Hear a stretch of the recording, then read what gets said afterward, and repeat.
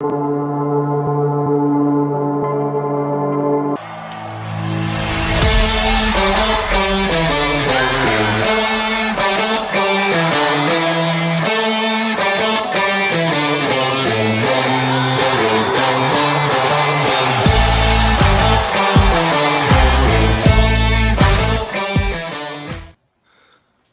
back, College Baseball Central fans. We are the weekend rotation. We're joining you here again for another preview show. This one here is the Pac-12. So if you're tuning in, this one here is for the Pac-12.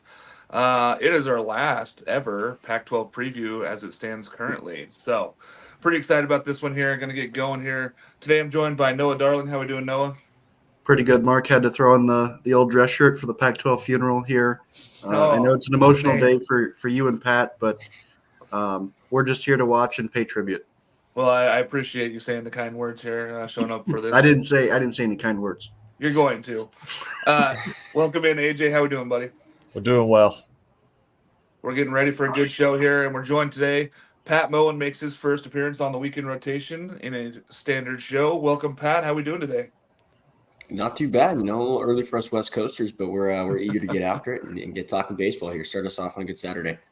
Absolutely. I woke up. There's actually a little snow on the ground today, so it's our first snow up here in Bend. So we're getting going. It's a great show. So those of you who have not watched one of our preview shows, we go through and we do our poll rankings of each conference. We don't do it by West and East. Luckily, there is no such thing here in the Pac-12. We go 11-1 here, and then we go through and we do the superlatives, doing the conference player of the year, the pitcher of the year, the coach of the year, and the newcomer of the year. And then I go and I direct individual questions at the end of the show here. But we're going to get started right away. Washington State at number 11. Now, I think that they were across the board number 11. I think we might have had one person out of Utah switched with them. Lot to build on here for Washington State. They have an uphill battle, right, Noah? Yeah, I personally had Colorado in my number 11 spot with Washington State at 12. Just in terms of what this team brings back, they had 4 guys hit over 300 last year, and all of them are gone. Their best returning bat is Kyle Russell, who at 284, and he's more of a contact guy rather than power. Jacob Morrow hit 259 last year, and he's back for them. And after that, it's a lot of confusion on who's going to hit the ball for this team. And Grant Taylor represents their only returning arm that you can have a little bit of confidence in.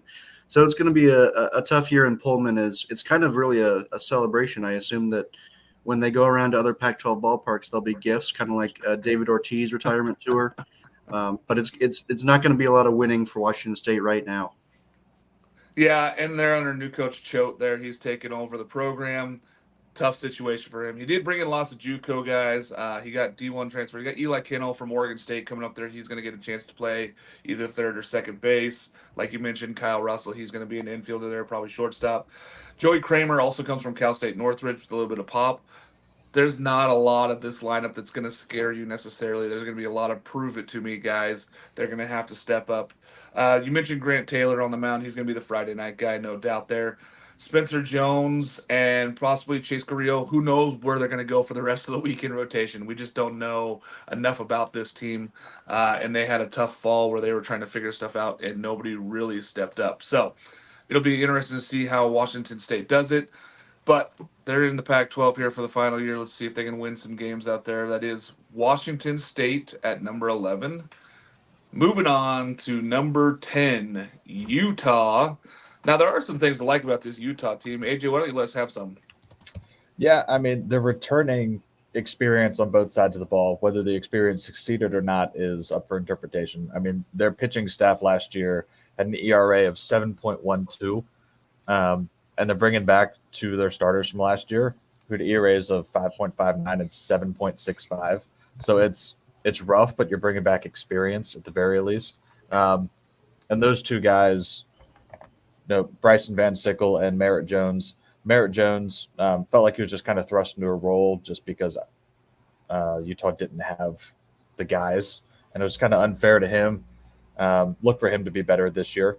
But offensively, you're looking at a team that's returning, TJ Clarkson, who is their leading hitter, both RBIs, second in RBIs, first in home runs. He also pitches a little bit. Brewer Webster, Cameron Gurney, both had good years offensively at the plate. And Carson Bodley, another guy who, senior experience, hit above 300. That offensively, they can pose some problems. They just actually need their pitching staff to show up. Yeah, that's the thing, right? So they were hurt by the long ball last year, and they have a huge ballpark. So it's surprising that teams were able to go in there and hit so well.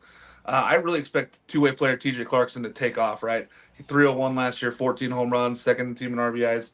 He started 5 games on the mound. I think that he's going to get a little bit more opportunity to pitch as well this year, just because they need that role. But I think that they are going to be better pitching. Like you said, Merritt Jones was a freshman, and he had to go out there and start a bunch of games that he probably should not have had to pitch in. And that's a tough one there. Michael Allen also transferring in. Big guy here. Big chance there. Big lefty stepping up. We'll see if he can actually help this pitching staff. But they have a lot to like. They have some pieces there. Tough big ballpark. The fact that Clarkson hit 14 home runs and they're playing in a minor league ballpark is pretty impressive. So Utah, they're at 10. Lost to like. Going to be building on some stuff. We'll see if this team can get over that hump and actually make a run here at some of that midway Pac-12 finishing. Number 9, Cal. Now, Pat, I'm giving you this Cal team because there's a lot to unburrow here and look at this whole team. What do you like about this Cal team at 9? Well, it's kind of tricky going through and finding too many things that jump off the page to you. Looking at their last year, it was kind of a tale of two sides of the ball. At least on the pitching side, they were decent. They were able to kind of stay afloat in a Pac-12 that's full of loaded offenses, especially last year, with an ERA that put them in the middle of the pack with a 5.70, which was 7th best in the pack. But the hitting side of things was really where things struggled for the Golden Bears last year. They were worst in the conference batting average wise. And really looking through the statistics PDF that the Pac-12 will release, they ranked the top 9 teams by offensive categories, and California did not make any of those top 9s, except for 3 of those, which was slugging, triples, and then they also were there for, I think, fielding percentage was when they were on there for. So looking back now, they do return one of their more productive hitters from last year in Caleb Lomavita. A catcher who hit 316 for them, was a 2022 All Pac-12 selection. He pretty much led them in most of their offensive categories last year, doubles, home runs. He was kind of the guy for them, and he'll need more pieces around him to get on base. He'll need more table setters, people to really give him chances to drive in more runs and help this Cal offense, maybe help out their pitching staff a little bit. One of the transfers in that I really liked for them was Seth Gwynn out of Los Medanos. Last year for them, he slashed 364, 462 with a 616 on base percentage. So if he can translate some of those numbers up from the JUCO ball to the Division I level, I think this Cal team can produce a little bit more numbers on offense, but it'll still be something for them where depth will be an issue going into this 2024 season. Yeah, another returner, Rodney Green Jr. hit 293, 14 home runs, gives them a little bit of that backup right for Cam Lomavita. They need more. Peyton Schultz is going to have to be better this year. And on the pitching side, Becerra and Sullivan are going to have to be a lot better there. They both got some opportunities and were not great there. Ian May, really good in 16 small innings last year. He's going to have to do that for a whole season and be good this year. I don't see Cal really making that leap this year. I think that this is kind of a rebuild for Cal. I wonder if they're going to have enough to move around Lomavita to really compete, trying to get up into the middle of the pack there and make sure that they get into the final Pac-12 baseball tournament there in Scottsdale. But I just don't know if Cal has enough of the pieces to really get there. So that's California, for those who don't know the West Coast. That's University of California. At number 9. Number 8, Arizona. After a really weird season last year, really, really roller coaster season last year, AJ, there's a lot of missing pieces and new players and pitching. What do you like about this Arizona ball club here at 8? I mean, I do like the fact that they returned Mason White, who was a freshman All-American last year, and actually kept him on the roster. We've seen guys transfer out of Pac-12 schools, specifically Arizona, to go play either SAC ball or just play for a different program. They held on to Mason White, which is huge, but they are losing a ton off of that offense. I mean, Chase Davis, Mac Bingham, Kiko Romero, Tony Bullard, Nick McClory, all gone, all drafted, all playing in the pros. And that was their offensive identity last year. So how do you This was a frustrating team to watch because we saw all that talent and it wasn't really translating to wins. How do they take that identity, replace it as an offense, and succeed more on the field than they did last year? Yeah, they're going to have to fill in a ton of pieces there. Noah, when you look at this Arizona ball club, they lose their number one starting pitcher. They lose top six hitters in their lineup. How does this team recover? How do they rebuild and go from here? I think Arizona's always kind of had the same identity where they're just going to hit the ball and they're going to try and get 27 outs. But they bring back Braden Zastro on the mound. He's going to be a nice piece. I know they've been working on him this year. You'll see all these kind of tweets about him where they've been really trying to dive in analytically on specifically what he's been doing. So that's been kind of interesting if you want to just go and find those. And then I don't know if it's Garen or Jaron Cofield, but he's going to be a nice piece offensively. He had a strong summer in the Cape this year. But you can feel those missing pieces already in that Arizona lineup that certainly struggled for a majority of the year, but then really turned it on late. So I think that we're going to probably see something similar with this Arizona team where they figure it out later on in the year, but there's some ups and downs early on. Yeah, and on the offensive side, I think like Emilio Corona, he's gonna have to step up. He's a 3 hitter last year, 330 hitter. He's gonna have to be their guy, right? Him and Mason White are gonna have to man the middle of that lineup there. Tommy Splain's gonna get time between the dish and being at third base or first base. Andrew Kane is the highest rated freshman that they have coming in a very long time. So it's gonna be interesting to see. He might get the start at third. We might see a lot of freshman third basemen here starting in the Pac-12, which is a very difficult position to just step right into. And on the pitching side, I just want to throw Tonko Susak, so another Susak at Arizona, happens to be cousins. But yeah, he's going to be pitching. He really struggled the first 2 years, but they think they figured something out this fall with him. So look for Tonko Susak to get some time out of the bullpen and maybe even get some of those weekday starts there. But Arizona's going to be a rebuild, right? This is a team that's going to have to figure out their identity. And they got to figure it out fast. And offensively is just the biggest question marks there, whether they can go out and produce runs like they have in the past. So Arizona at number 8. Moving on to our number 7 team here. Noah, Washington. They were really the darlings of the Pac-12 for the first half of the season last year, and then they just fell apart. Like, it was impressive to see how bad they got at the end of the season. It's like, how is this happening? This Washington team has all the pieces, and they fell apart. Where does Washington go here at number 7? Yeah, they kind of started off as the darlings of the Pac-12 where they were like really good, and then they kind of became the Garlands of the Pac-12.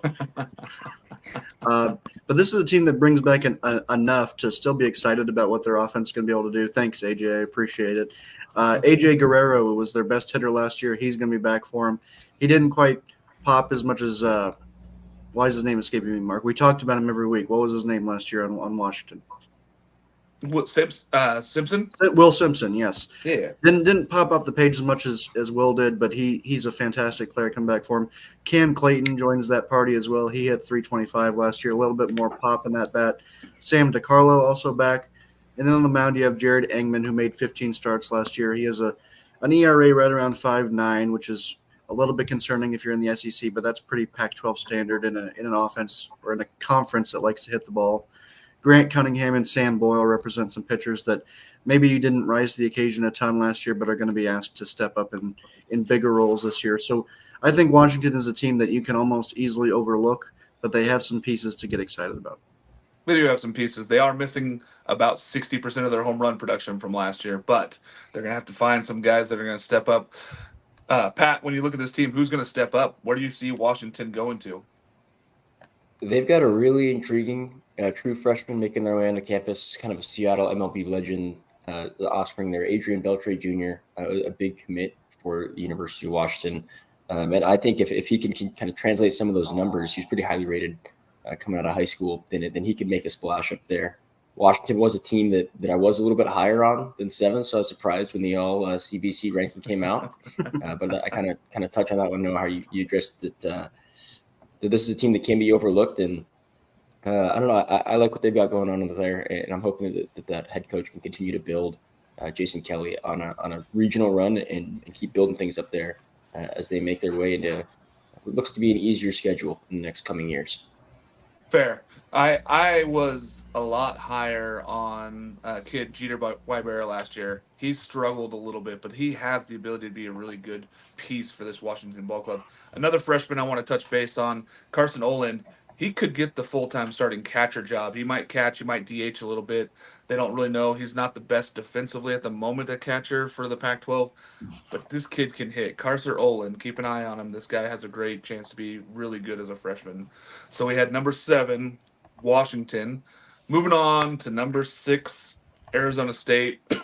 AJ, I'm gonna let you start with this team. There's a lot of good pieces here. Willie Bloomquist has done a lot of stuff. Pitching is a question mark, but I'm gonna let you go on this Arizona State team here. Yeah, when you think of Arizona State, Ryan Campos has to be the first name that pops into your head. He is, I think, with Ike Irish in baseball, the best pure hitting catcher.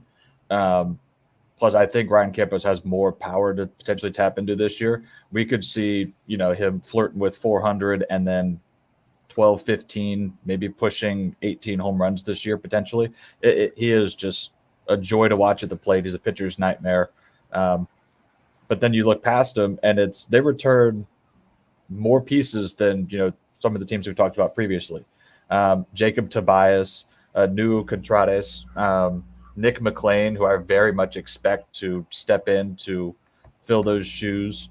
They lose Luke Hill, All-American freshman, to the transfer portal, but Nick McLean's right there. He's ready to pick up that mantle offensively, and I don't think they're going to miss any offensive production from last year. The question, like you said, was pitching. Is who are they going to rely on? A lot of transfers coming in. Connor Markle, for me, is kind of the transfer to keep an eye on. A lot of experience from Grand Canyon. Didn't translate to ERA success, but he has the experience. He can step in there.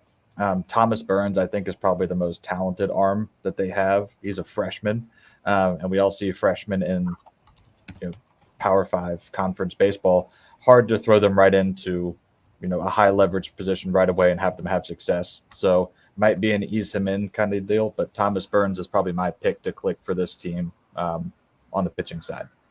Absolutely. Like you mentioned, Markle there. He had 20-plus starts for Grand Canyon. This guy has experience. I don't know if he's going to get the Friday job, but they don't have a lot of guys to lean on. Thomas Burns might get that Friday job as a freshman, which is just tough to do there. Pat, this Arizona State team, tons of offense, some pitching options. This team's pretty good, right? I like what I see. I think that they're kind of how you're talking, AJ, that some of those names on offense that maybe didn't get the glory last year, they have a lot of guys that got a lot. They kind of spread the wealth around on that offensive lineup last year. They're only returning 7 hitters that qualified at that 2 plate appearances per games and played the 75%. So if Campos and some of those guys that you mentioned, Contreras and Tobias, can kind of be leaders on that team and help some of these younger hitters come in and step up on that Arizona ballpark, you've got a great hitting place down there to play in a home field there. The pitching is a big question mark. Hunter Omlud's another guy from Grand Canyon who saw a lot of starting appearances in his first year there. And then you can kind of see in his stat line, they've really kind of waned him into a relief role. So I'm curious to see what the plan is there with Arizona State. But I think that some of these arms, 1 or 2 can step up and you can work out maybe a bullpen day on the weekend. And you'd be looking at an all right team here at the Pac-12. Yeah, I think that they compete, right? I think they have the opportunity here with all the offense. Another guy we didn't mention, Isaiah Jackson. Yes, he struggled with swing and miss last year. He had like a 30% swing and miss rate. He also hit 8 home runs. So it's like when he makes contact, this guy could be good. They have a lot of pieces I really like about this Arizona State team. And coming in here into this conference with it being pretty wide open as far as the middle range to the upper range, I like where Arizona State is sitting. I think Willie Bloomquist has done a really good job of bringing in a lot of talent and keeping this the hype going for a year 2 for Willie Bloomquist here. Number 6, that is Arizona State. We're moving on to number 5, a team that I actually have higher than 5 because I really like this team, USC. Noah, this USC team could be really, really good this year, or they could be average. Let us know what you think. Yeah, I think you hit the nail on the head. The beauty about having a team overperform when they're really young, but still not make the NCAA tournament and have that chip on their shoulder is going to be really, really powerful for this USC team. Think about Austin Overn coming back, Bryce Martin, Greg Zelenik, Ethan Hedges, Ryan Jackson, Carson Wells, all offensively. You're going through the list of guys who hit 300 last year and think, all right, certainly this guy's a pro. No. Certainly, this guy, maybe he even transferred. No, they're all back for USC. I thought that there was something wrong when I was looking at this team. Caden Ioki back on the mound. Tyler Stromsburg is going to be a nice piece for him offense or on the mound. He was a quality starter last year. He's going to have to increase his role just a little bit. And then they bring in Brock Blatter from Alabama, who I really like as a potential arm for them. He didn't really play a whole lot at Alabama, but he's a West Coast guy coming a little bit closer to home. I would like to see him kind of get those opportunities in a USC team that, like you alluded to, has a chance to do some really, really special things this year just because of what they bring back and kind of the hidden gems that they have in this lineup. This is a USC team that I wish we had ranked them one spot lower so I could automatically pick them as the dark horse. But realistically, they should probably be a top 3 team in this conference, in my opinion. Yeah, I really like what I see from USC this year in Stankiewicz. I think that he has done a terrific job in year 2 coming over from Grand Canyon. AJ, when you look at this team, it's got possibly a top 5 pick in Austin Overton. How good can this team be? I mean, their floor for me is NCAA tournament. I think we all kind of agreed that they deserved to make it last year over an Arizona team. That's a whole different conversation. But their floor for me is probably a comfortable 3 seed at large team if they basically play how they played last year. And because they're bringing so many guys back who had success and are building upon that experience, I expect them to compete for a 2, possibly even a host if things break their way in the Pac-12. Yeah, this team has tons of talent, right? Luca DiPaolo, Jacob Galloway, also 2 catches. They're going to split time DH. They're bringing back 7 starters. This team could be really good on the offensive side. And Caden Ioki, Tyler Stromsburg, those guys are starters that had significant innings last year. They're coming back. One guy we didn't mention out of the bullpen, Deuce Robinson, had 32 appearances with a 1.98 ERA. He really held it together at the end of games there for this USC team. I see big things from this USC team. I really expect them to be really good and compete for a Pac-12 title. I'm with Noah. Had we had them at 6 and we could have used them for the dark horse, that would have been my number 1 dark horse pick, but they ended up here at number 5. Probably my fault because I ranked them 3rd in my ranking, but I really like USC here at number 5. Moving on to number 4, UCLA. Pat, I'm going to let you start with this team because there's a lot of pieces to figure out here. Savage has a good team, but there are a lot of new pieces, and he's trying to figure out really what to do. A lot of returning pitchers we thought were going to be there are not there anymore. How do you like this team, Pat? You kind of hit it on the head with a lot of new pieces, and with those, they've got a lot of really good new pieces. A very highly ranked recruiting class, number 1 by some books, 2 in most others. One of the freshmen that was probably would have been the highest drafted. I know he kind of slid a little bit when he said he was going to college is Ross Chalowski. I think there's a lot to like about him on this UCLA offense. I think he'll be a plug-and-play guy, similar to how we saw the Beavers use Gavin Turley last year. So it'll be interesting to see kind of how he adapts, as we definitely saw some growing struggles with Turley. But you return Deuce Gorson, hit 319 last year, 515 slugging percentage. I expect him to be a big part of this UCLA offense. It's something that it is a younger team. There's only 4 true seniors left on this roster. And that offense will need to pick up for them to be back to the UCLA that we know. Losing conference record last year and just barely over 500 in its total. So it'll be something that if the offense can start to click and some of these arms start to step up, I think UCLA deserved this 4 spot. This is right where I had them. Yeah, I think you nailed it with Chalowski. That guy could have been a first-round draft pick. He said, hey, I want to go to college. I'm going to go to UCLA no matter what. I want to refine my game. I don't know where they're going to put him defensively because he was a shortstop naturally. I don't know if they're going to slide him over there to shortstop, if they're going to try to play him at 3rd a little bit, but this is going to be interesting to see where they move him. AJ, number 1 and number 2 recruiting class, a lot of pitching changes. How does Savage keep this team going and see if he can win a Pac-12 title in the last year? I mean, I know Pat mentioned that they have very few veteran guys on the team, but those veteran guys really need to kind of be the identity and lead them and stay healthy. Cody Schreier, who was a freshman All-American last year, banged up, didn't play as much as he wanted to, didn't play as well, battling through injury. Look for him to take a step forward to show glimpses of what he did his freshman campaign. And then if guys like Schreier can stay healthy, then it gives room for those freshmen to have those growing pains during the year. And it's not so much of a 2 steps forward, 2 steps back, like we saw last year. They were the most frustrating team to watch because you see all this talent and then it just doesn't compute into wins like it should. I think this year we see that change. It's going to be more consistent across the board. Maybe not the overall success that they want right now, but they're building for it. And I think this is definitely a tournament level team. Absolutely. Last year, you looked at them, and on paper, most people had them second in the Pac-12, right behind Stanford as far as the paper champions. And really didn't play out. They had so many injuries. Now, a lot of people deal with injuries in the Pac-12 and all Power 5 conferences, but it felt like they was just really attacking UCLA last year with the injury bug. Hopefully, they can stay healthy this year. Noah, when you look at this team, what are some pieces that you like on this UCLA ball club? I think we didn't mention Jack Holman coming back. He's a little bit of a power threat. His average is a little bit lower than where you'd want him to be, but he's still going to be able to leave the yard pretty much anytime he's up to bat. John Vaughns, Carson Yates represent some guys that are able to come back and kind of fill some gaps as well. Not going to pop off the page, but they're guys that you can count on for big time at bats. And then Michael Barnett on the mound is somebody that you have a little bit of confidence in, but not a ton. And then outside of that, I'm a little bit worried about who's going to get outs for this team. And I'm glad you guys said it, that this program has been frustrating, especially from somebody on the outside of the Pac-12, because we see this talent and you think, okay, UCLA might be an Omaha level team. And now we're thinking, okay, did they just miss their window? But they keep bringing in these top rated recruiting classes. Some year it's going to have to click. Maybe it's this year, but I'm done investing in this UCLA team if I'm an outsider until they start to deliver to what they should look like. I agree. We talked about that top-rated class. Freshman Landon Stump is going to come in. He's either going to get the Tuesday starts or possibly the Sunday starts.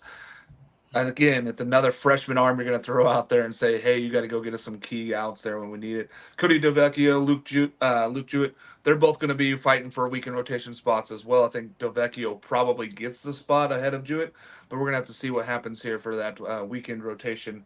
But I like what UCLA's done. I just want to see it prove out on the field instead of just saying on paper this team could be really good. I want to see it happen on the field here for this UCLA ball club.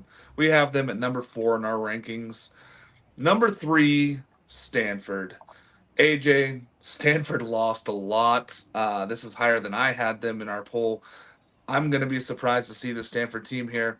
What does Stanford do here to be a team that competes for a Pac-12 title again? I mean, they almost have to rely on the fact that their name is Stanford and people will be scared to play them and that the sunken diamond will steal souls. I mean, going back and seeing who they lost, Tommy Troy, Alberto Rios, Braden Montgomery to the transfer portal, Eddie Park, Carter Graham, Drew Bowser. I mean, that's the infield and then key guys just across the board. And then on the pitching side, you lose Quinn Matthews, who was kind of your identity. And, really who do they have coming back that inspires confidence that this is going to be a Stanford team like we've seen just, constantly have their hotels booked in Omaha? This to me is, yes, it's still Stanford, but who's it going to be? That's a very real question that I have for this team. Yeah, they have a lot of newcomers and a lot of guys who got limited innings last year. Big boy Matt Scott, I think he's going to be the one that they're going to have to lean on to really be that weekend rotation guy. But other than that, it's a lot of question marks. Noah, looking at this Stanford team, there's a lot returning as far as pitching goes from the bullpen side, but not a lot of starters. Who makes that jump? I'm looking at maybe Nick Dugan here. He's got some experience starting on the mound, but not a Quinn Matthews level guy that you can roll out just yet. They're going to have to develop somebody like that. It feels like we've seen a lot of top of the line arms at Stanford that have kind of risen out of nowhere on an annual basis. Guys, we can always point to one, but then there's a second one that develops every year. The question is who's going to be that guy. And I have a lot of faith in what Stanford's been able to do. I think they're a program that's earned a little bit of a wait and see approach. But I agree that I think we have them ranked a little too high, and that might even be my fault. I think I saw the Stanford name and I got the lights were too bright. Malcolm Moore is, of course, a great piece offensively, but there are a lot of question marks with the Stanford team. And I know some people get upset when we rank teams highly and then say, well, here's why maybe they're not that good. But with this Stanford team, I think we see the name Stanford and we have faith that they're going to be able to rise up to this ranking. But it's tough to say that they really are the number 3 team right now. Yeah, this one feels more like it's been earned over the last 3 seasons than necessarily it is looking on paper this year. But Pat, when you look at Stanford, they always seem to get up to where they need to be when it comes to Pac-12 time. They usually struggle a little bit in the preseason, and they get into where they really need to be in that groove. What do you see from Stanford here moving forward in the Pac-12 play?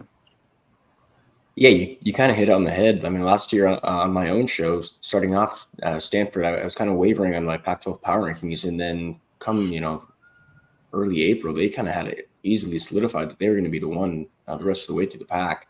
Obviously, the list of people that have left this program after the year, whether it be draft or transfer portal or just graduating out, is expansive, and there's lots of holes to fill. I like one of the guys they picked up out of Northwestern, Sam Garewell, as a pitcher. He was all Big Ten freshman last year, a whip a little over 1.42 and 40 strikeouts in 49 innings. I think he's someone that they might be able to plug in. It's like how Noah was hitting on. There's always one guy behind. Mascot was the guy that I had underlined, highlighted, circled, and written down twice, just because I think he will kind of be that guy for the Stanford rotation. But Owen Cobb's another returner, hit 324 last year. And there's other names, Timo Becerra, Saborn Campbell, Jake Spain, or Sapien. All those guys can I think step up and I mean, I fall victim to the name, but I also fall victim to the name of David Esker, which I'll talk and hit a little bit more on later on in the show, I believe. But I think the Stanford team has it, and I know I was part of the reason that Stanford's buoyed up here at the top half of the Pac-12. Listen, I have absolutely no negative things to say about Coach Esker ever. He sat down with us when we were at the College World Series a couple of years ago. He's just a terrific coach, great man. Good to talk to him. I think that he can do big things, and I think that's why this Stanford team has earned a little bit of the respect of being up here in this ranking, just because we expect that Esker is going to get this team turned around and at least have those players in there. One player I wanted to mention, Brandon Larson's going to transfer in. He's going to be the first baseman for this ball club. He could hit the big ball, right? He's a big swinger. I'm expecting him to replace some of those power numbers. Now he's not going to replace all the numbers of the Bowsers and the Carter Grahams. He's not going to replace all those numbers, but I expect him to step in there and possibly get some double-digit home runs and 300 hitters. So Stanford at number 3. That means we've got 2 teams left, and they're both in our home state. I think we're going to know where we're going here, Pat. Number 2, Oregon. Oregon has a lot to like. They feel like they've been boosted up as the Cinderella team, almost making it to Omaha last year and blowing it. Now we've got them at our number 2 here. Pat, I'm gonna let you start on this Oregon team because there's a lot of new pieces, but Waz has a really good idea of what he wants from this staff. Yeah, I think that's the big thing, and even staff-wise, I wrote a name down here that they added to their staff. Blake, pitching coach. He's taken the team to Omaha as a pitching coach before. Just 6-7 years ago now, he took Fullerton when he was on staff there all the way to Omaha. He's coming off being the director of ops at UC Irvine.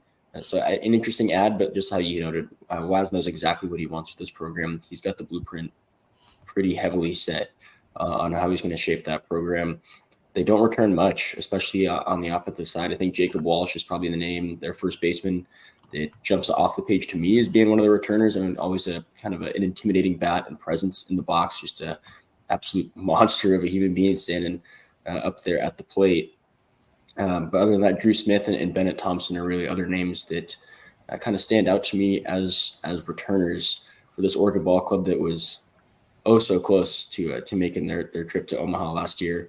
But it'll also be interesting to see with being so close to Omaha, they went 16-14 in the Pac-12 last year. And it'll be interesting to see if they can continue and increase on their success within conference, as I know that they've got a pretty nice out-of-conference schedule as well with some of those preseason tournaments. Absolutely, yeah. We're going to see what this team's made of early, and that's going to be a big key for us to seeing how this pitching staff goes. AJ, looking at Oregon, they just missed last year. They feel like they're a team on the rise. A lot of people have picked them high. Some people have them not ranked. Some people are going to have them ranked. How do you like this Oregon ball club? I mean, on paper, I look at them and I question, why we have them where we have them. Honestly, over some of the teams just with the talent they have. And then I go and I look back at what Oregon's done the past 3-4 years, and I'm like, okay, yes, this makes sense. With their identity, they know the kind of ball they want to play. They do it well. They win early to not have any resume bumps later on in the year. And honestly, they just win. And it's a team that I think they want to get to Omaha. Is this more talented than last year's team? Probably not. But is it going to be an angry team that was a game away from making Omaha and definitely has the potential to get back there? Yes.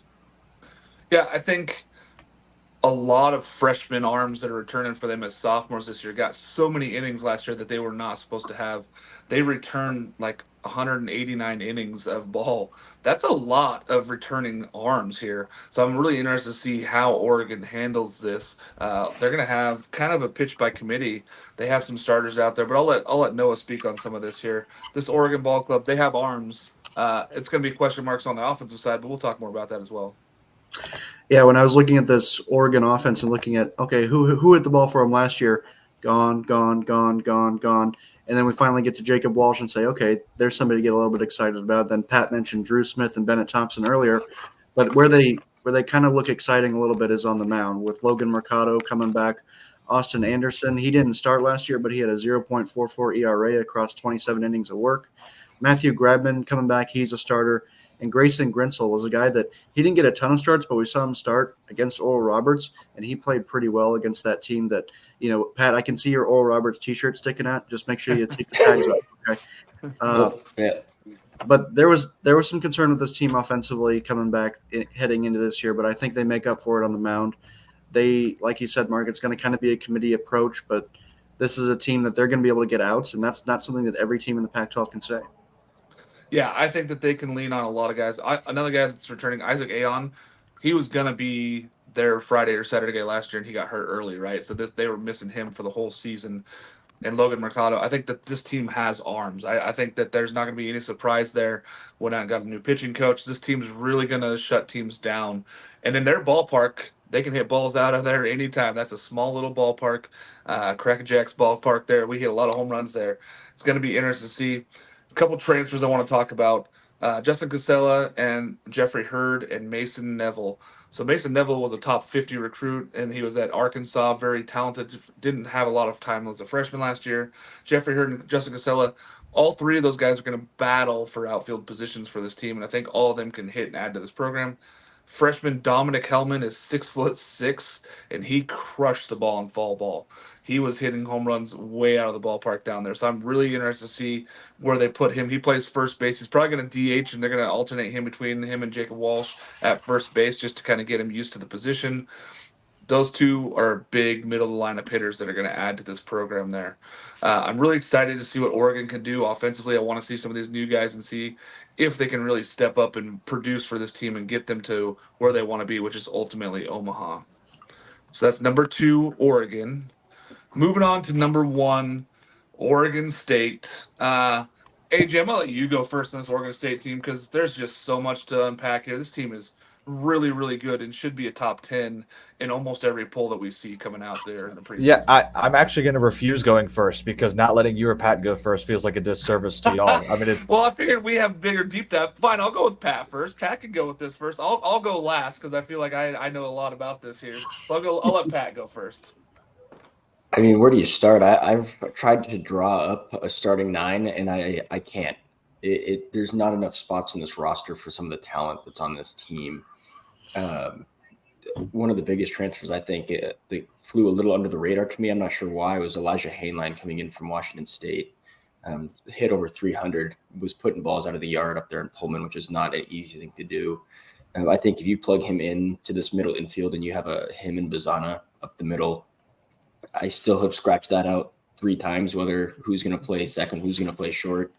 And then some of the more intriguing guys, Trent Caraway was probably, I was a little surprised, elated, though would be a better word to say, when I saw that he was going to stay true and come to Oregon State. McDowell returning was a big piece in the outfield. He started to find some power later on in the year. It really, offense wasn't the problem for this Oregon State team last year. And watching into their regional in Baton Rouge is where the pitching lack of depth, just due to injury, really became apparent. Having to do those, even if they would have won that first game on the last day against LSU, they would have had to go again, and that would have been 4 games in 2 days for those guys. And the pitching staff, I don't know who would have gone out there. Rich Dorman might have been out there himself. in the later half of that game. But coming back now, you've got Jake Kmatz and Jaron Hunter, who both ate up a lot of innings as starters last year. You lose Trent Sellers, who was a dominant Friday guy, but relied on the strikeout quite a bit. So you were kind of taxing your bullpen on Fridays sometimes if he couldn't get past the sixth inning, which really then made it difficult to close out some of these series if it came to a rubber match on Sunday. Aiden May, the transfer in from Arizona, has a chance to make a huge impact on the staff. Another thing, saying I couldn't set a lineup, I couldn't set a rotation. I'm pretty confident that that'll be the three there, but they do have a true sophomore lefty, Nelson Keljo, who reports out of Corvallis. He's upticked on his velocity a little bit. He was already throwing low to mid 90s, and if he can tick that up and start to command more of his off-speed stuff, I think he'll be a dominant guy on the bump in tight situations. And God forbid, but if another injury does happen to that staff, and a lot of bullpen guys that got a lot of innings last year due to some of the things I mentioned, whether it be injuries or Sellers get them going early, or any of the guys going early. Most of them are back to Aiden Jimenez, AJ Lattery, Joey Munt returns off injury. We'll see what he's used as, and then also Hutchinson is back as well. So there's not a lot of weak spots I can find in this Oregon State program right now this year. No, that pitching staff is absolutely loaded and dormant, and I've talked to him a few times, and he says this is the deepest pitching staff they've ever had at Oregon State since he's been there. I'm really excited to see what this team does. But AJ, I'm gonna make you go last now. So Noah, what do you like about this Oregon State team? Well, as Pat just outlined the whole roster for us, as he mentioned, a lot of great pieces. When an Oregon State guy tells me that he's having trouble forming a lineup, I don't know if I've ever heard anybody say that before. It's usually pretty easy to highlight your 9 best, but if you can't pick out your 9 best in this era, then it's really a testament to what Mitch Cannon's been able to build the last few years. I was a Mitch Cannon denier for a little bit, and I like Esker. I think I'll talk about him a little bit later in the show. And I'm glad that he mentioned Aiden May. Aiden May is going to be a big, big piece for this Oregon State rotation. I think he's a surefire starter. I know that Pat isn't going to pick his favorites just yet, but I think Aiden May is going to be a huge piece for that rotation that desperately needed another guy who is going to come in there and he's going to strike people out. Like you guys just said, that's going to be something that's missing. Now he's back, so get ready to use that bullpen, I guess, after all. Gavin Turley taking that next step as a sophomore is going to be big. I know that there was a lot of hype coming in on him last year, and he struggled at first, and people were saying, oh, well, let's give up on him. And then he very quickly was like, yeah, I'm good, by the way. So big believer in what he's going to be able to do. I can tell that there's that energy back in Corvallis. It feels like a year where we're seeing a Corvallis regional and maybe even a super regional. Yeah, there's a lot to like here. I'm gonna let AJ go, and then I'm gonna touch piece on all the other guys that we're missing out on that we haven't talked about yet. But AJ, just talk a little bit about what you think this Oregon State team could be and how you think that these players are returning. Yeah, I mean, last year it felt like there was kind of a void when Cooper Jerby left of, okay, he gave us so much length. He saved the bullpen. It kind of allowed for a shorter, basically, staff to get them to a super. And last year we saw that hole of they didn't have the depth. This year I think they have the depth. I think they have the pitching. The offense isn't a question for me. Because they have so much talent, so much depth that they're going to produce. Travis Pisano is going to be leading the way. That's a very common name you'll hear for a top 5, top 3 pick in the draft this year.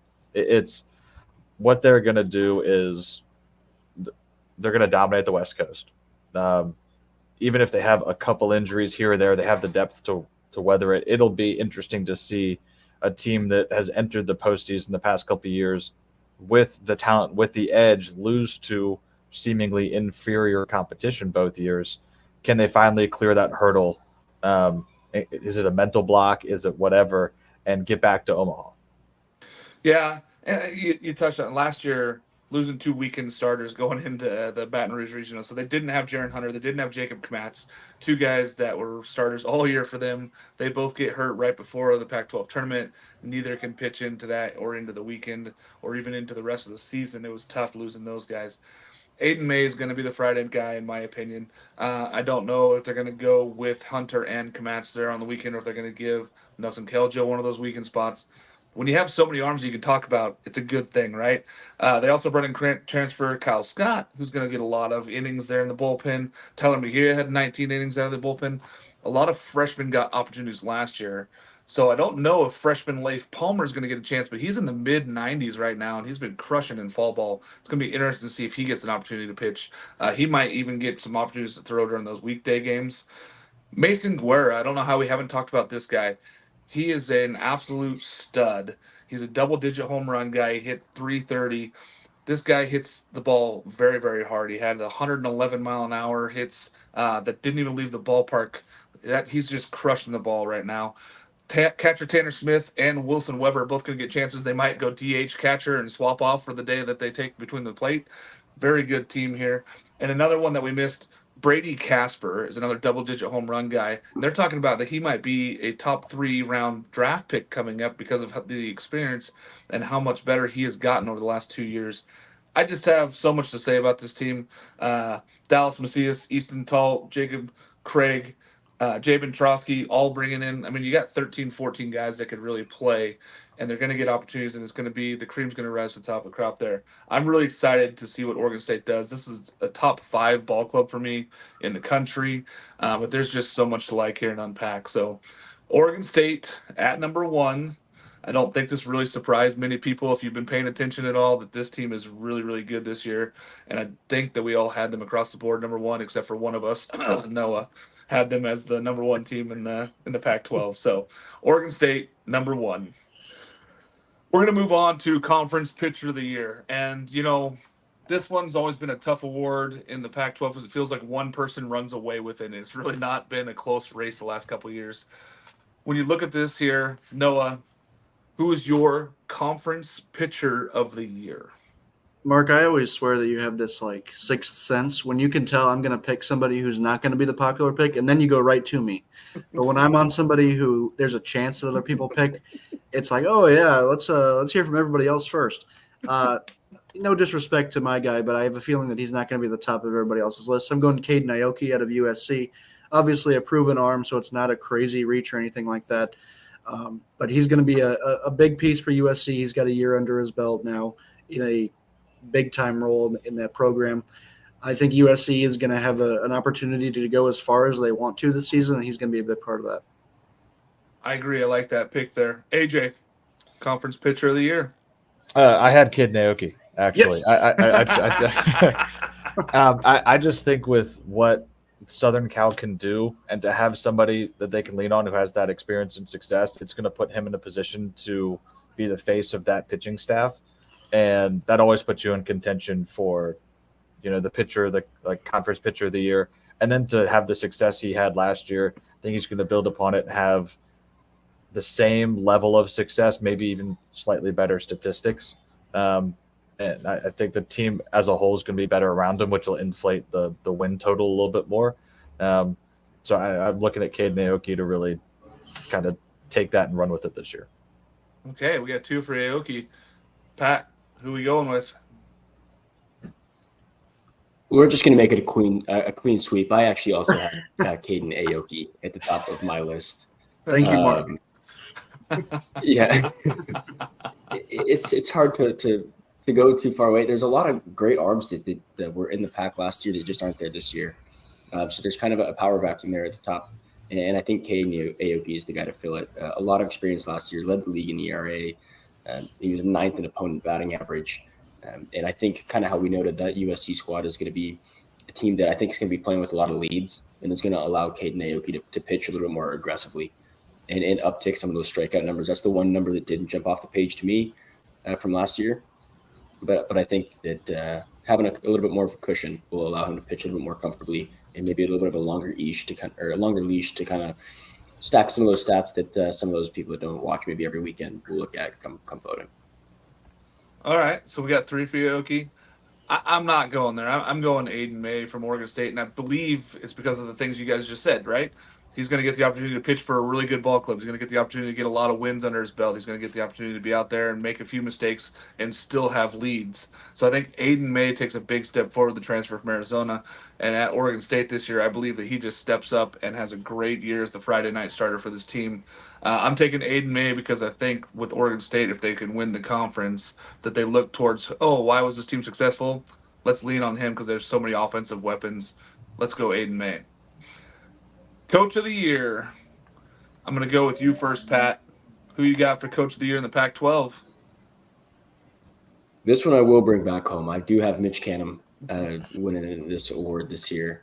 I think even with all the weapons he's got, I think this is a ball club that has the chance and a realistic chance to do something special.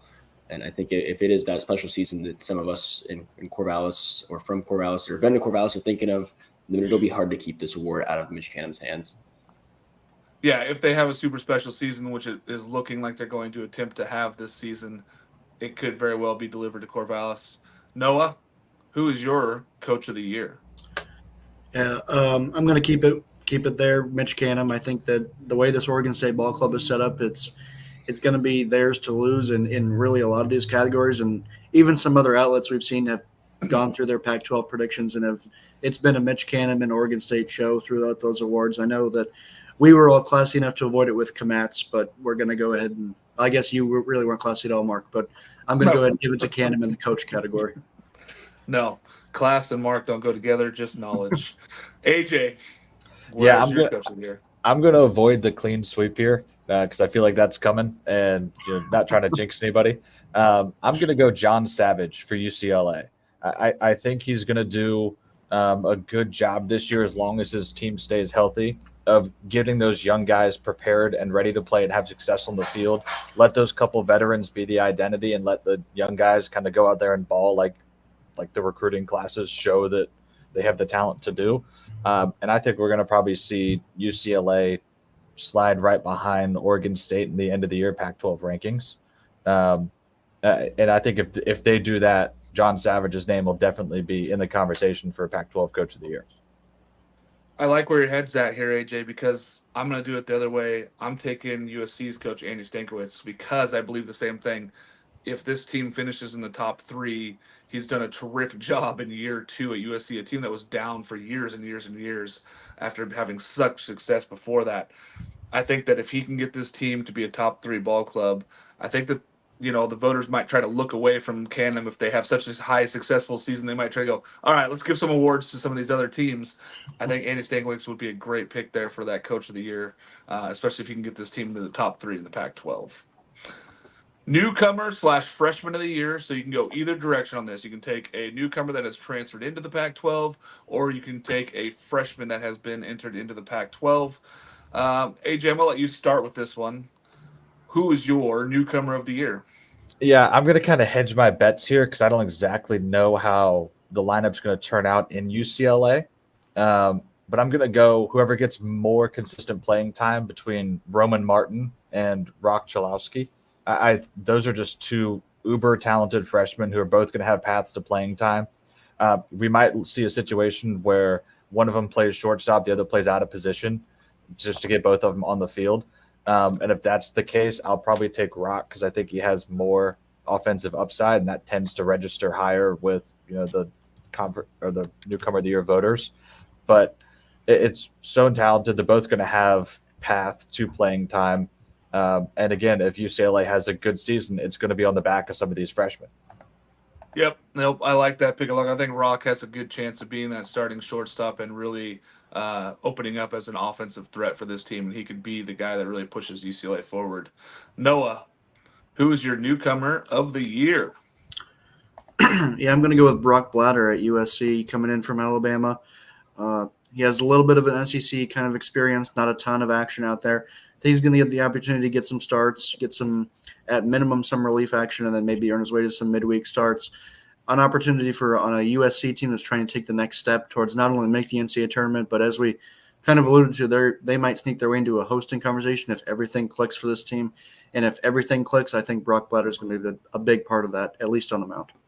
Yeah, no, that's a good pick too. I like that. There are a lot of freshman arms that are going to be coming in this year. It's very important here in the Pac-12. A lot of new arms. Pat, who are we going with for your newcomer of the year? Yeah, I was between Rock Chalowski and the guy that I eventually ended up writing down here on the sheet. And I went with Trent Caraway. I think if he could find a way into that Oregon State lineup, I think he's just more protected in that Oregon State lineup. There's a lot of question marks with the UCLA offense that if he does get off to a tear in early conference play, maybe pitchers start to dance around him a little bit. I don't see as many opportunities for pitchers to work around Caraway in the Oregon State offense. I think you're going to be limiting people on the bags there in Corvallis or against the Beavers. So that was the big one that kind of made me sway away from Chalowski and give the nod to Caraway. Everything I've seen and heard about so far says that he's probably going to be the day one third base starter. This kid was possibly a top 30 draft pick, and he said, if I don't get taken the top 30 picks, I'm going to Oregon State. Teams didn't believe him. He still got drafted highly. And he's like, I'm going to Oregon State. So this is what's happening. Very high pick there. So with him and Turley, Turley had that struggles in the middle of the season last year. We're hoping that Caraway does not have those same problems here for Oregon State. But yes, that's another good one. So I was stuck here between a couple guys because I really think Thomas Burns at Arizona State could be really good as a freshman arm coming in. He might have to be that guy. But I went Dominic Hellman from Oregon. I think that in that ballpark, he could have 15 to 20 home runs this year, and he could really be the explosive offensive firepower that Oregon needs if they want to get to Omaha. So I'm going to go Dominic Hellman. Big 6'6" kid hitting from the right hand side. He's a gigantic human being. So seeing him hit down there is going to be very exciting, especially in that little ballpark. So I'm going Dominic Hellman. Player of the year. There's lots of good options here. Pat, I'm going to let you start. Yeah, I also kept again. This is Travis Bazzano's award to lose. I think this year. I think that there's some formidable opponents going up for him, but if he can continue to improve as he has from a freshman now to his junior season, I think it'll be difficult to knock him off. I think he's going to be a hitter that's battling 400.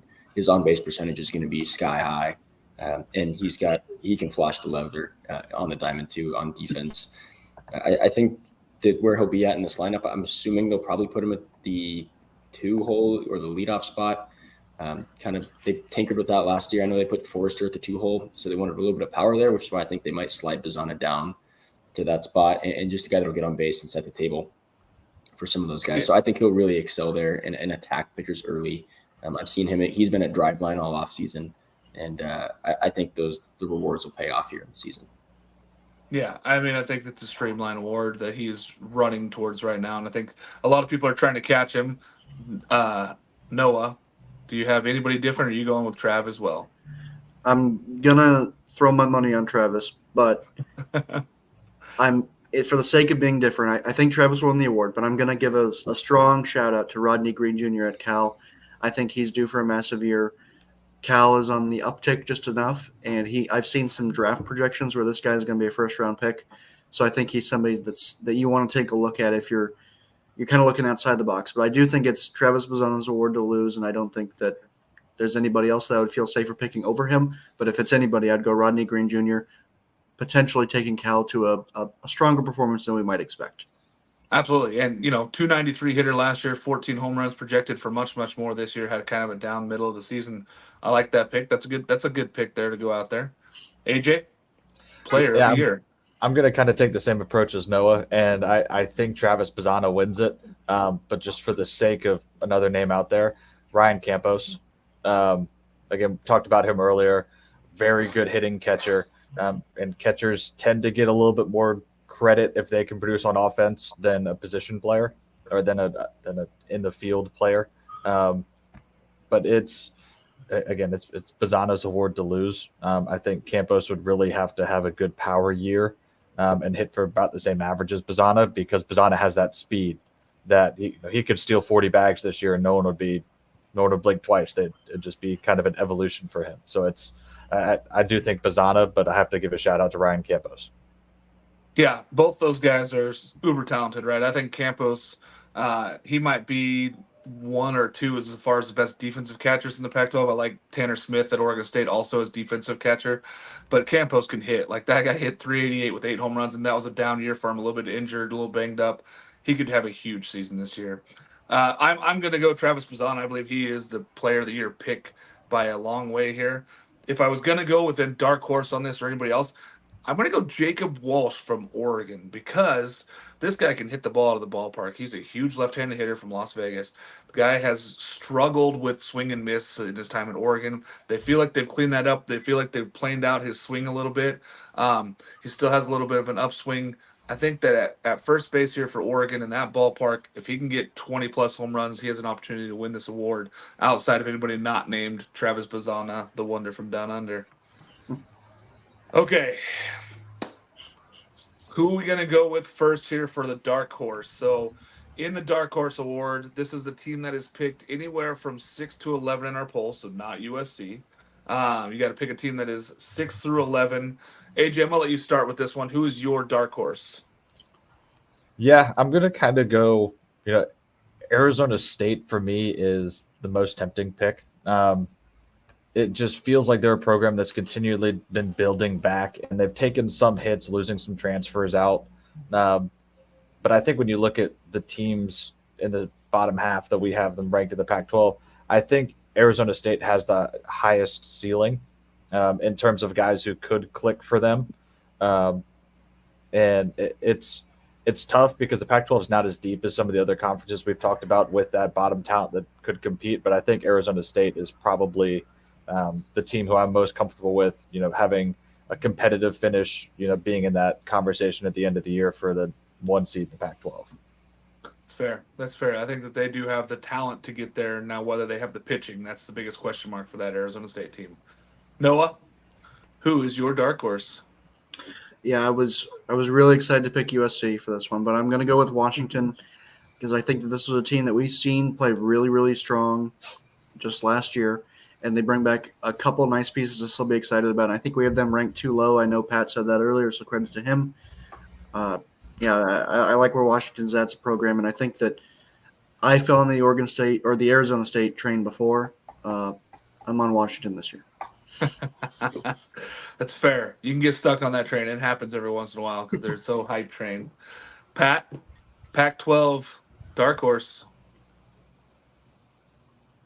Yeah, I was between these two, between Arizona State and Washington. I think Arizona State's got the less amount of question marks with their program. But there's a reason Washington was able to do what they did last year, and I think that they're able to replicate it. And I think that if there's a team in that back half, I think it could be them that kind of comes out of nowhere and makes a good run towards. We'll see early. They've got an early series down in Austin, weekend series against Texas. So I think we'll see kind of what they're made of and what they're going to bring to the table come into Pac-12 play. But I'm going to go with Washington for my dark horse pick. Fair. I'm going Arizona State because I'm the same as AJ here. I think if they can find enough pitching, which in Markle and Thomas Burns, I think that they have enough to be competitive here in the Pac-12. And they just hit a lot of home runs in that ballpark. And if Campos can step up and be a 15 home run guy and hit 400 again, boy, the ceiling is number one for this ball club at Arizona State. So I'm pretty excited about it. We're going to see what happens here. I think that there are, 7 teams that could possibly win the Pac-12. I don't know if Arizona, Cal, Utah, and Washington State have enough firepower to get in there this year. But I do like Washington and Arizona State there. But I'm taking my Arizona State team. Noah, can the freshman arms right now, leading into that question, win at Arizona State? Can they do it right now? Yeah, when you posed this question earlier, I was a little bit thrown off. Like, why would they be relying on so many freshman arms? And then I looked at all of the freshman arms they're bringing in. I'm just going to go ahead and read them off for you.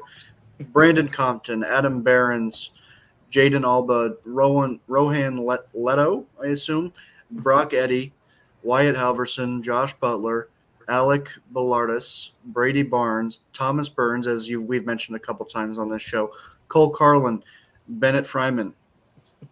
End of list. All of those guys are freshman arms that this Arizona State team is going to rely on this year. And we've seen Arizona State really, really have success hitting the ball in the last couple of years under Willie Bloomquist, but we have not seen them have consistent pitching, and that's really, really held them back.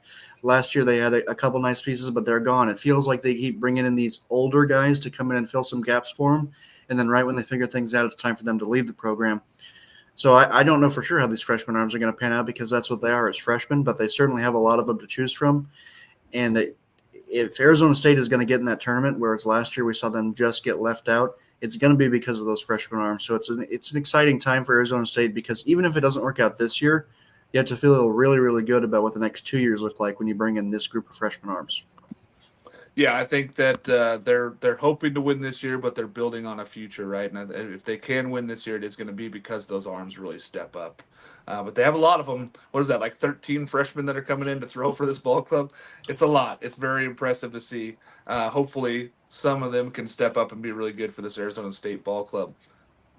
Speaking of a team that's been really, really good, Stanford. Pat, are they still a contender for this conference? Are they still a contender nationally? What are we seeing from Stanford this year? When I first kind of pondered this question, the immediate thing is it's really hard to say that the two-time back-to-back Pac-12 champion is not going to be a contender the following year. And then you open up the roster and you see who left, and you're like, okay, the doubt starts to creep into your mind. And maybe it is the recency bias that I'm relying on here, but I think they're still a contender. I think they still can. Like I mentioned earlier on their ranking, I know I buoyed them up. I had them pretty high. I think I had them at number 2 on my rankings here going into the season. David Esker, that's why I talked on him earlier. What he's done at Stanford is pretty outstanding. He had a good run of success in his 17 years or so at Cal in just sporadic postseason appearances, but he's made the postseason in every full season at Stanford. He probably got saved in the 2020 season because they did start 5-11 with some pretty horrendous losses scattered throughout there. But every full season, he has made it to the postseason. Matt Scott is a guy that I think will continue to get used and continue to really excel in that position. I like some of the transfer names, while probably a little unproven. Stanford's the farm for a reason. I think that they're bringing guys in, and they can kind of put them in that system and grow success out of those guys in a program that, maybe a deep Omaha, possibly not this year, but I think the postseason chance is very much still in the realm of possibilities for this Cardinal ball club. Yeah, I mean, it's tough to count a guy like David Esker out and say that they're not going to be able to be what they were. But he's going to have to prove it with a whole bunch of new guys, and Matt Scott is really going to step up and be a Friday night starter if they want to be competitive in the Pac-12. So I like where you're at there, Pat. AJ, speaking of a team that felt like they were back last year, 17-13, highest win total ever in the Pac-12, did not make the tournament. USC, are they back or on the way back? I still think, this is historically one of the best programs in college baseball. They're 12-time national champions. I think they're still considered on the way back. For me, they need to be able to win on the road consistently. They went 6-15 on the road last year, which I really think hurt them when it came to selection time. But like you said, the conference record, they were 17-13. They had 34 wins last year. It's very good. They should have made the postseason. And I think we see a team that does this year. But I think we're still seeing a team that's building towards something. I don't think we're seeing the peak version of Southern Cal. I think we see a competitive team that maybe last year was the starting point for where we see their first uptick towards a perennial contender, especially with NIL coming in, how it's going to start for that. They can tap into some of that money. They can do a lot of things. I still think they're on the way back. But wouldn't surprise me in 2 or 3 years if we're talking about them and Oregon State and Stanford and UCLA competing for that conference title. Yeah, that would surprise me. That would surprise me in 4 years if. In 4 years, yeah, because they're not going to be the same conference. But I think that this competing for conference titles, all over the place. Yes, I think I'm with you, AJ. I think the USC is really close to being back, and it's going to be this season that kind of decides whether they are, if they can go out and they can win 18-21 Pac-12 games, which is a tough ask. If they can go out and do that, I feel like they're back, and if they make the tournament here, and if they get a 2 seed or better, I feel like this is a team that you can really talk about and put your finger on and say, all right, they're where they need to be moving to a new conference next season. I'd be very impressed with this USC team. I'm excited. I like this USC team this year. Noah, Coach Wazowski he's got Oregon going the right direction. It seems like everything's in his ball court. They're moving everything. Is this the year they get back to Omaha? We know it's been 70 plus years. At this time, I would not bet on them to make Omaha simply because I don't know where the offense is going to come from, whereas Oregon State has all the offense in the world, and we all know how the committee for better or for worse, likes to treat the West Coast. You guys are all going to have to go through each other whether you want to or not. And I just don't see it for this Oregon team this year. But, of course, I don't think anybody really saw it last year. And we all know that they were a few plays away from playing here and had a chance to compete with anyone with the way that they really got rolling last year. And that home environment is going to win a lot of games if they can replicate that. I know, Mark, that you like to get on your soapbox and say that they never replicate that and they only had that kind of ship in a bottle during the Super Regional last year. But there's a lot of potential in Oregon. I just don't see it all coming together this year in the way that it did last year. If they brought back some more of that talent last year, I would be all aboard the Oregon train. Yeah, unfortunately, there were times where I could have gone out and given a handshake to every person in the crowd and then left before the first inning. That's how many people were in that stadium. They should be back. I think that Waz has a chance to really get this team to Omaha. They have a lot of talent. I hope that the fan base shows up for them because it's a really cool ballpark. It's a really cool team. They do a lot of good things down there. As much as I don't like to build up a rival of an Oregon State team there in front of Pat here, but I believe that this Oregon team is really, really good, and I think Waz has a chance to get them to Omaha this year if they can find the offensive question marks here, Noah. Pat, Oregon State is a favorite to return to Omaha. Is it Omaha or bust for this team? Ooh, Omaha or bust. It's always hard to put that title just because I think that the NCAA baseball tournament is one of the toughest to have the best teams make it to the finals. But I do think that in a way it is. You look back on some of the recipes that the 2017 and the 2018 teams had under Pat Casey on their Omaha runs.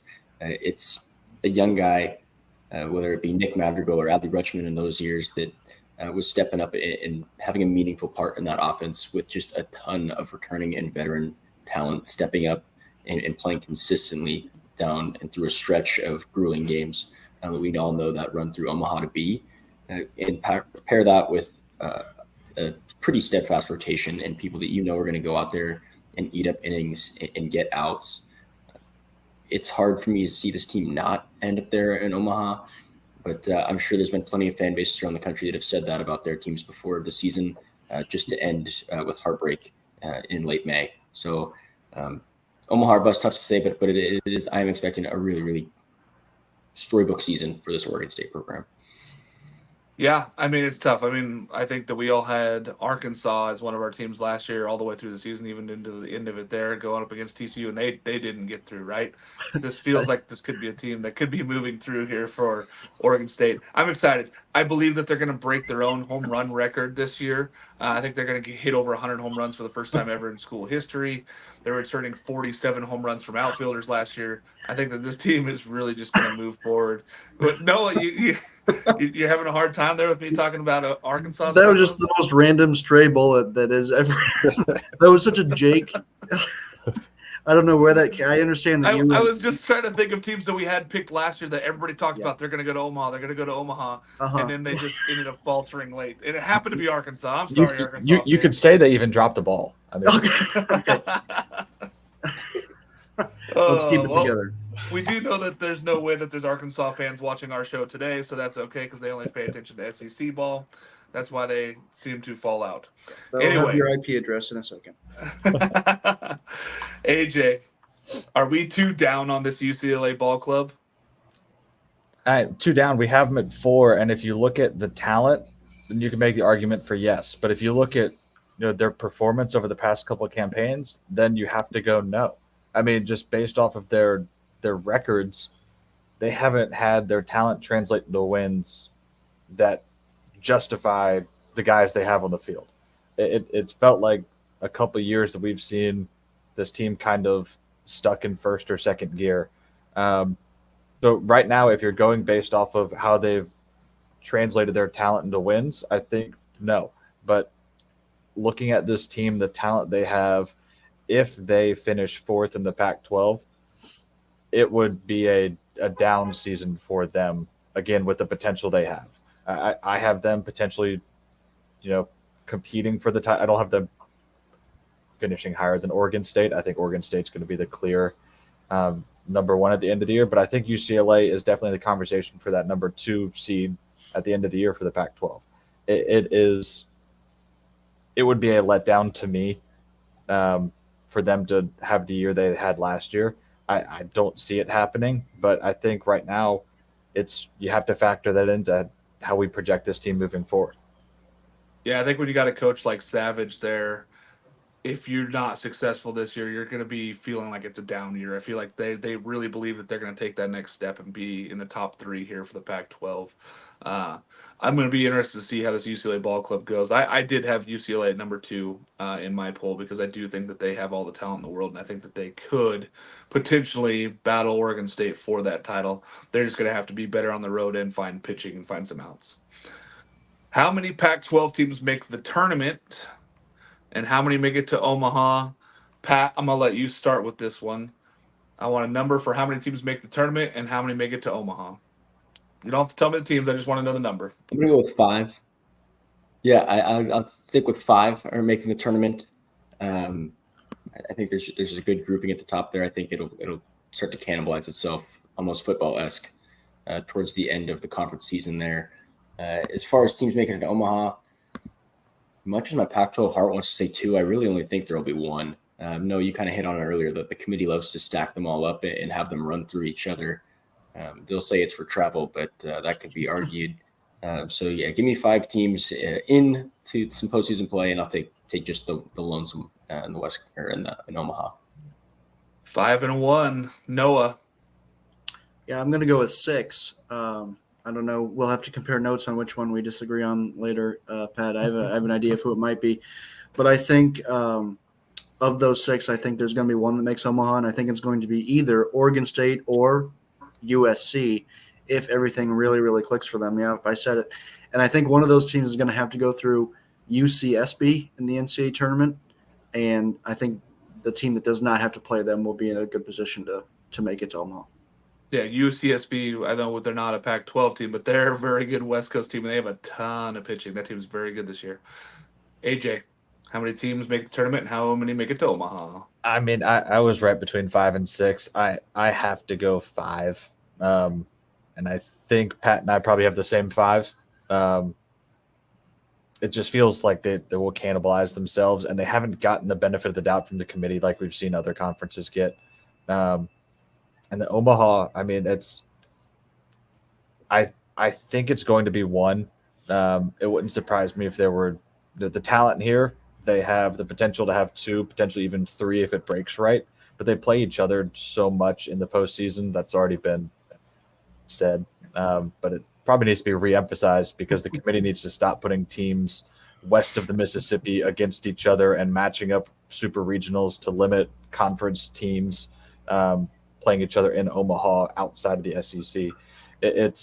But I do think it's 1, and I think if it's Oregon State, that's probably Pac-12's best chance to win a championship. But there are multiple teams in here, I think, with Omaha potential. I'm going to go 6. I think that 6 get in this year because of the disrespect last year. I think that they relook at everything that they got. The committee really had a hard time on the Pac-12 last year. I think that 6 get in. I think it's 1 also. I think only 1 gets in. That 1 could be UCLA, Oregon, or Oregon State. But I think only 1 makes it to Omaha because, again, it's just stacked against them this year. Final thoughts here, Pat. Any final thoughts on the Pac-12 before we leave for the show?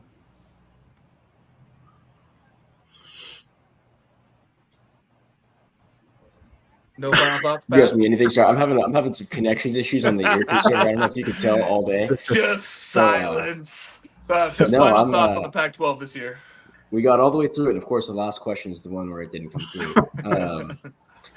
Yeah, it's one last trip around the sun for the Pac-12 as far as that goes, and some of these historic conference battles that have gone on. I remember some of the times down in Corvallis, seeing some of these teams come through. It'll be really weird seeing who even comes through next year, if it's going to be an independent schedule or what route they'll choose. But I think that the year is going to be really entertaining, similar to how football handled it with just a top-loaded conference where everybody has really, really good teams and teams that can make runs in the postseason. I think we'll see the same thing mirrored here in baseball where competitive stuff week in and week out, and it'll be a really, really fun conference to kind of watch, see the season evolve and watch kind of storylines grow and teams go up and down. So excited to get after it and get into it. The season can't come soon enough, but we're a little over a month away and we'll get rolling here. We're getting really close. Can't wait. Can't wait, Pat. Noah, final thoughts on the final Pac-12 season?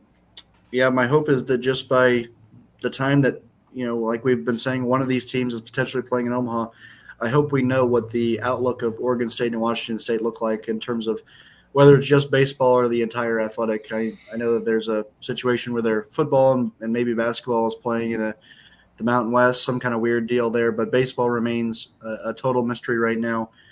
This is one of the best programs in the country, and Washington State is, a fine program as well. But Oregon State has won national championships. We're talking about them potentially adding another one to that collection this year. Even I would like to see that come to a resolution before we kind of do our final swan song of this conference, because it's going to be a fun year, and West Coast baseball is always something to tune into and follow. But it's going to be an emotional year on that part of the country this year.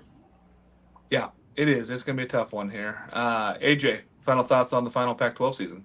Yeah, I mean, this for me is the biggest example of why football should have its own conferences and then the other sports have their own conferences. I mean, football really dictated all the TV deals that tore the Pac-12 apart and have torn a lot of conferences apart. We're seeing movement across just the country, and it feels like the people caught in the crossfire are some of these Western teams being told they have to join conferences on the East Coast, or the teams getting left out of that. And we're seeing rivalries that aren't going to be played unless both schools go out of their way to make it happen non-conference. We're going to see this season, kind of like Pat said, be the last trip around the sun in terms of good, consistent West Coast baseball. I think in the future it's going to be a lot harder for these teams to play each other, and we really get a good identity of what is Stanford, what is Oregon State. These teams could be in the future very good, but not play anybody, just based off of what conference they're in. Are they in a conference? It's sad for me to see this happen to the Pac-12. I want them to go out on a high this year. I want them to go out with a force, knock SEC teams out of regionals, knock ACC teams out of supers, someone make a run. But we might just see a slow limp in if teams like Oregon State don't have the postseason success, and then we just quietly fade into other conferences. I want to see good West Coast baseball, and this feels like this might be the last chance for it for a while. Yeah, it's tough. It's frustrating, and it's sad here to see the Pac-12 going away. I know myself growing up here in Oregon and getting to watch Pac-12 baseball my whole life. It was exciting, It's 100 years of champions, and now you're talking about just it going away forever, just because of some money-hungry football programs. It's kind of ridiculous to me that we're losing the identity of what was West Coast baseball, right?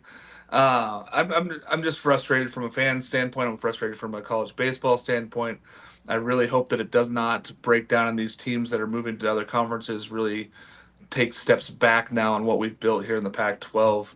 But it is tough to see, and I do hope that the Pac-12 competes as a whole this year nationally. I hope that they go out with a bang and really maybe get two teams to Omaha. That would be just the best thing really for this conference to say, hey, we're going out on a high note. But as a Oregon State fan and being so close to Corvallis my whole life, it's really tough to see the Pac-12 going away. So I hope that this is the year that we see and look back and reflect and be happy about it. But and I want people to go and show up to games and still be supportive, which I know Beaver fans do. I want to see some more fans at Oregon games. I want to see fans at those Cal games. Like, show up for these last season of games, because it's the last time we're going to see Pac-12 baseball, and it's sad, but it's also exciting to get out there and go watch these games. So for all of us here at College Baseball Central and the weekend rotation, let's go on a little higher note. That's kind of sad. Thanks for joining us here. We're going to be doing the Big Ten preview show next week as our plan to break down the Big Ten in our last preview show there. Come join us. If you guys have questions, as always, send them in, DM us. You can always get a hold of us for Noah Darling, Pat Moen and AJ Sessions, I'm Mark Garland. Thanks for joining us here on the Weekend Rotation.